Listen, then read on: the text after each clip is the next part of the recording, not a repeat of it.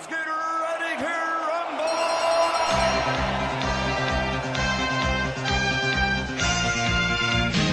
He's taking another one and another. Time Sean Porter for what he gave us tonight against Errol Spence Jr.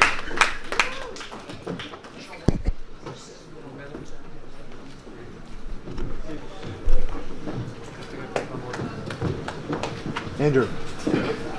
Champ, can I get that jacket?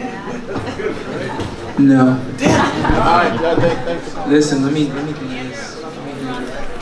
Yeah. Did his fucking thing, boy. Yeah. Did his fucking thing. That is sweet.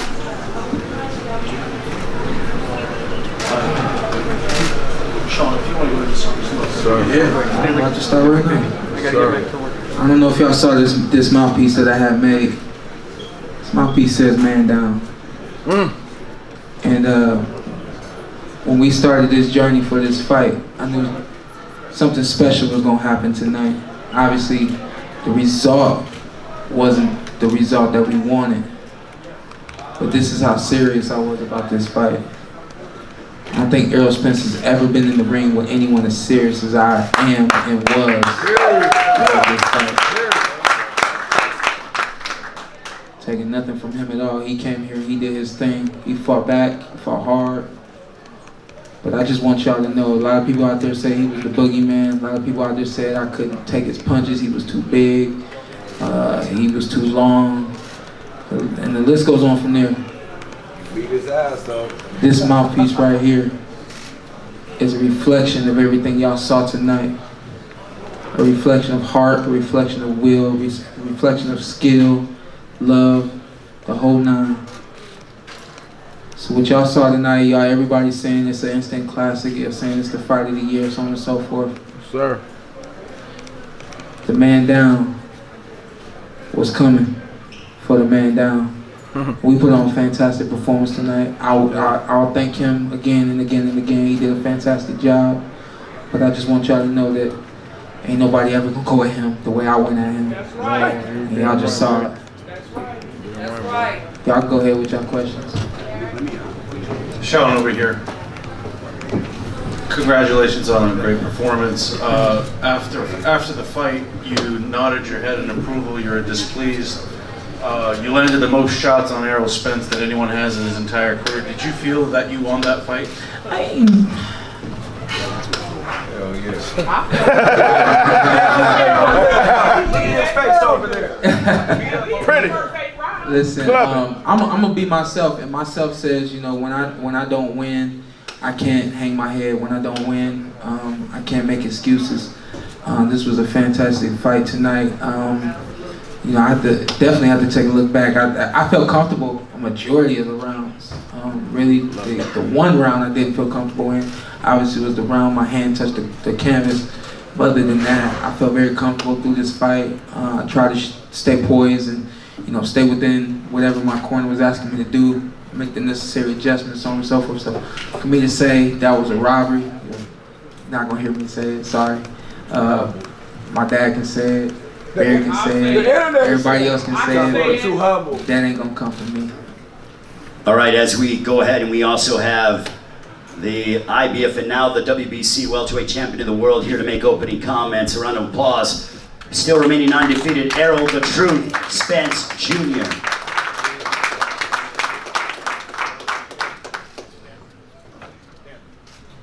I have a question, one for Errol, one for Sean.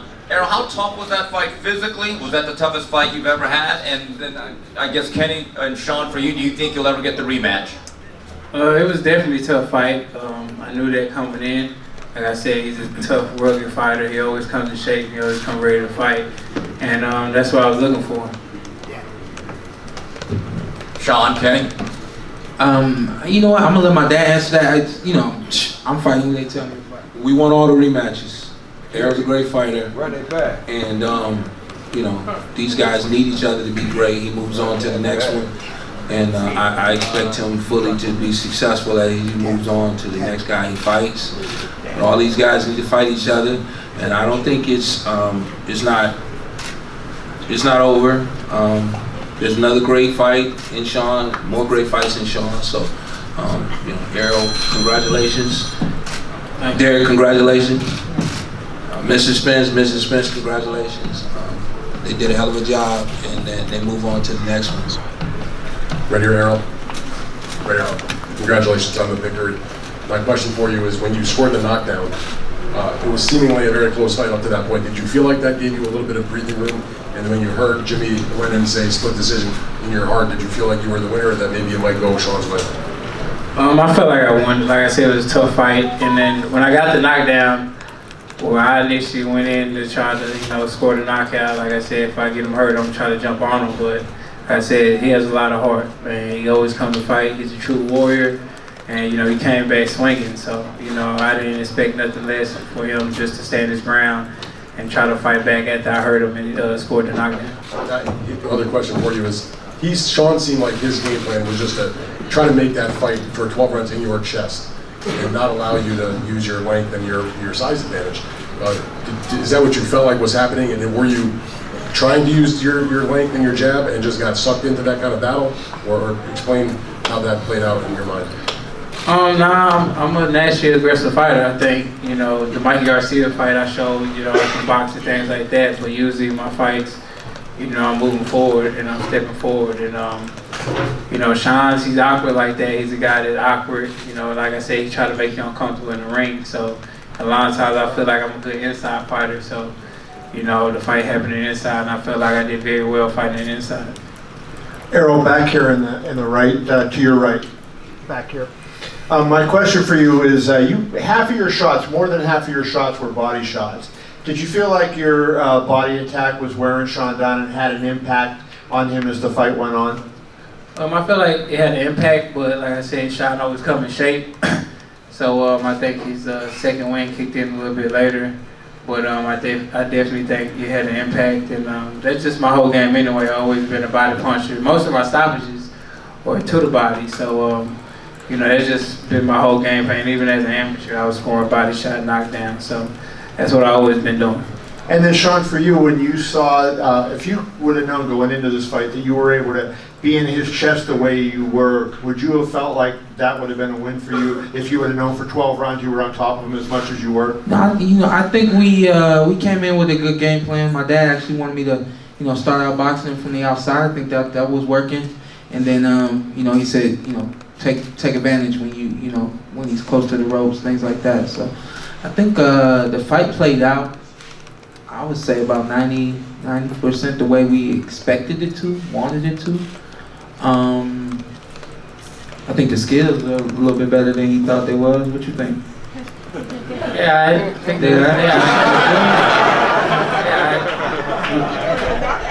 you're more tougher than skills, though.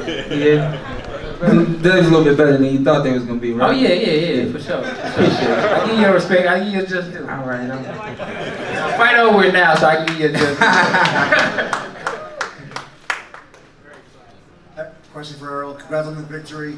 Danny Garcia stepped into the ring during your interview. Is that the fight you expect next? And if not, who do you want? Oh, I don't know. Like I said, tables turn. You know, I've been calling out Danny and all them for a long time. And, you know, now they step in the ring trying to fight me. So we'll see. I mean, we're going to go and look and see who the next good available opponent. If I can't get, you know, Pacquiao or, you know, nothing happens with Terrence or anybody else, then we'll fight Danny Garcia. So, I mean, it doesn't matter. I think me and Sean had a great fight. So, you know, we might can do that again. We'll see what happens. Run it back! As the lone unified title holder in the division, though, you're the guy calling the shots, right? Definitely, I'm a big fish. I'm a shot caller now. So even if I get a fight I can move up to 54 and fight, you know, Julian Williams or somebody like that. So I mean, it don't matter. I go up or down. Okay. Sean, for you, congratulations on the performance.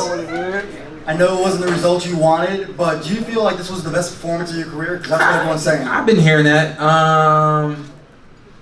I think so. I think, you know, at least that was what we were going for. We were going for, you know, the best night of our lives. And I still feel fantastic. I felt fantastic the whole way.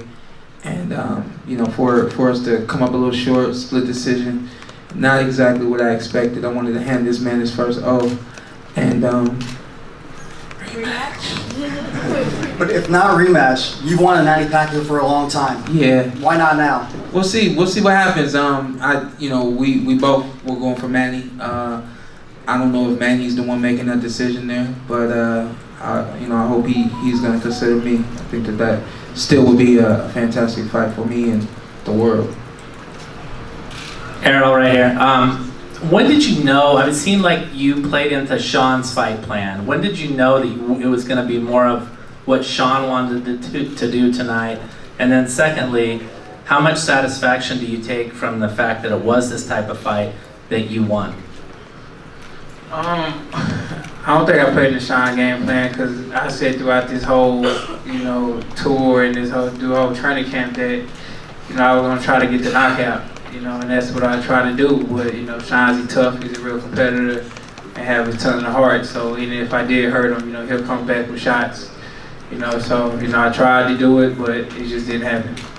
And the satisfaction you take on the other side? Oh, definitely. I think, it was a lot of questions. I think Sean, and they can't question, that I've never been tested before, or I've never been hit with a great shot before, or I've never been uncomfortable before. And I think he showed a lot that, I'm a real dog, and I do have a lot of grit, and I do have a lot of ability to, withstand a shot, take a shot, and give a couple back. Hello, Earl. Right over here, my good man. Freddie Kane Show, D-Town's in the house, Dallas. Now, of course, a lot of people probably don't understand this, but I want to talk about the game changing when that big tuck came on. Southside's the realest. You start hitting that thing, all my Dallas people, and you start hitting that thing. What kind of momentum did they give the home crowd and that song give you right then? Because it seemed like you turned up. It's a song that, resonate, in Dallas. That's probably one of the most popular songs coming out of Dallas. So, when that song come on, I grew up on that, since a little kid. So, I feel like that's really a Dallas anthem. And my second one is when, of course, Sean was fighting very hard. And when the crowd gave him that Rocky moment, started yelling, forward there, forward there, forward. How did that make you feel? Did that make you, as I know you guys was good, did that make you guys go ahead a little harder? What was that about? I really didn't listen to it. When you're in the ring, you gotta be locked in. So you can't, at this level, you can't listen to the crowd and things like that because, in a fight like this, we got two champions, it's a lot of swings and momentum changes. So. I try to tune out the crowd. I was like, shh, it's more Errol Spence fans in here. They're going to get loud. Quiet down. Errol, speaking of dancing, you came out in the 10th round with a little bit of a pep in your step. What was that all about? Oh, that was the Southside the realest came on. And were you hurt by any point with Porter's power? Not necessarily hurt, but I did feel his power. What do you think was the toughest thing he presented to you tonight in this fight? He throw punches from different angles. He's real awkward, and I already knew he was gonna be tough, but he's a lot tougher than I thought. Spence, I have two questions for you.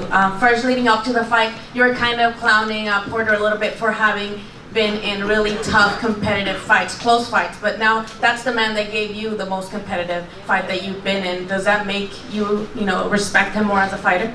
Definitely, I always respect him as a fighter. Him and his dad, I always respect what they do. I've been knowing them since the amateurs, and they always been top amateurs, always been winning, always beating the big guys in the amateurs and things like that. So, it's always a respect thing, but, when it's fight time and you got somebody, trying to take your belt, somebody you fought for a long time, and trying to take food out your kid's mouth, it's a lot of, animosity get built up and, a lot of frustration and things like that, because we doing tours and I'm looking at this dude and thinking about this dude for 10 weeks straight, so it's a lot of stuff get built up, so, it's all over now, I've been on it for a long time, I got a lot of love for Kenny and Sean, and, it's all respect. Still gotta run it back. Lastly, you talk about not listening to what the crowd has to say, but I'm pretty sure after this performance, the competitive fight that Sean gave you, a lot of Crawford stands are going to have a field day and they're going to try to pressure you more into maybe negotiating that fight. How do you think you're going to respond to that? It don't matter. Last time Crawford fought on pay-per-view, he had 100,000 buys. I'm not worried about Crawford right now. They don't really promote him like they should be, so it is what it is. We worry about Crawford when we get there, but like I said, Crawford needs me more than I need him. I'm pretty sure I'm the one that sold this pay-per-view. I'm pretty sure I'm the one that sold this pay-per-view. I doubt it, because when I came out, everybody was cheering my name. Yeah, You even said that just a while ago. You said I had more Spence fans here. That was the people here. We're talking about But you pay-per-view. still, you didn't promote nothing. I was promoting at the Cowboy Stadium and things like that. You weren't doing nothing. Cleveland Browns didn't invite you out to do nothing. Cleveland Browns didn't invite you out to do nothing. You claim to Vegas. You from Cleveland. And let me say this. Let me say this. Hold on. You a man with no land. You a man with no land. Hold on. Let me say this. You got in your car and you drove to the Cowboy Stadium. It doesn't matter. Hold up. Let me say this though. I flew from DC to New York. I was promoting. I did Sway. I did the Browns versus the Jets. Okay. I came out here. Look, listen. At 1 o'clock in the afternoon, I'm texting everybody. Andrew Iguodala, Andre Iguodala, Omar Gooding, he's right over there with me right now. So what car did you do? Hold on. Martin Lawrence was in the stands. Bobby Brown was in the stands. For you? For me. Bobby Brown came to my back room. So when you fight after this, where you gonna fight after this? My point is, where you gonna fight after this? You're not even gonna be on pay-per-view after this. You're not gonna be at pay-per-view after this. I bet my next fight be pay-per-view. It's supposed to be. That's the next step. Okay. The only reason you're on pay-per-view because you fight me. So sit down somewhere. You would not be fighting on pay-per-view more for me. You can't even set out an arena. What arena can you set out by yourself? What arena can you sell out by yourself? I just told you, baby. What arena can you sell out by yourself? Who can you text to tell them to come to the fight? Matter of fact, I ain't even talking no more. Who can you text to tell them to come to the fight? Unified champion. Nobody. Unified champion. You don't got the juice. You just got some orange juice right there. That's it. That's about it. You need to take out that green jacket because I just took your belt. It's fly, baby. It's fly. Hey, you took the belt, but I'm still me, baby. You took the belt, but I'm still me. And then, you love, and then, I'm gonna go ahead and beat up Danny Garcia. I'm gonna keep her. Thank you. Thanks, everybody. Thank you.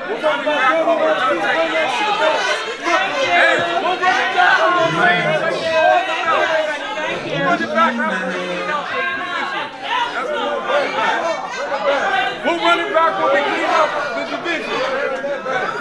Thank you, everybody. Thank you. Down in front. Down in front. Stop it. They ain't selling like me. Everybody know I had a top promotion in the game right now. Everybody gonna celebrate, turn up.